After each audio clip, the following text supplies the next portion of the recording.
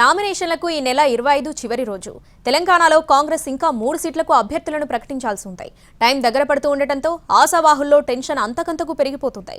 ఆశావాహులు చాలా మందే ఉన్నారు, కానీ ఎవరికి టికెట్ అనేది మాత్రం ఇంకా తేలడం లేదు. కొందరైతే నామినేషన్లు కూడా వేసేస్తున్నారు.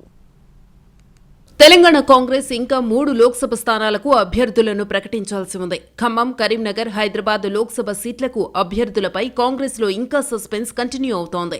ఈ నెల 25న నామినేషన్ల గడువు ముగుస్తోంది. దీంతో ఆ 3 నియోజకవర్గాల్లో అభ్యర్థులు ఎవరనేది జోరుగా చర్చ జరుగుతోంది. కరీంనగర్ పార్లమెంటు నుంచి వెలిశాల రాజేందర్రావును బరిలో దించాలని పార్టీ నిర్ణయించినట్టు తెలుస్తోంది. వెలిశాల రాజేందర్రావు నామినేషన్ కూడా దాఖలు చేశారు. అంతకుముందు కరీంనగర్ లో భారీ ర్యాలీ నిర్వహించారు వెలిశాల. ఈ ర్యాలీలో మంత్రి పొన్నం ప్రభాకర్ కూడా పాల్గొన్నారు. దీంతో కరీంనగర్ నుంచి వెలిశాల రాజేందర్రావు కన్ఫర్మ్ అని తెలుస్తోంది.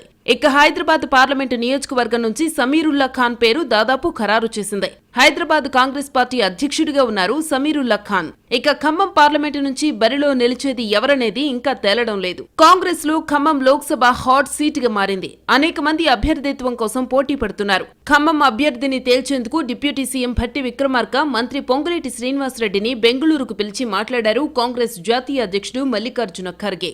భట్టి విక్రమార్క తన సతీమణి నందిని పేరును, పొంగులేటి శ్రీనివాసరెడ్డి తన కుటుంబంలో 2 పేర్లను ఖర్గే ముందు ప్రతిపాదించారు. ఇద్దరూ కూడా టికెట్ కోసం సీరియస్ గానే ప్రయత్నిస్తున్నారు.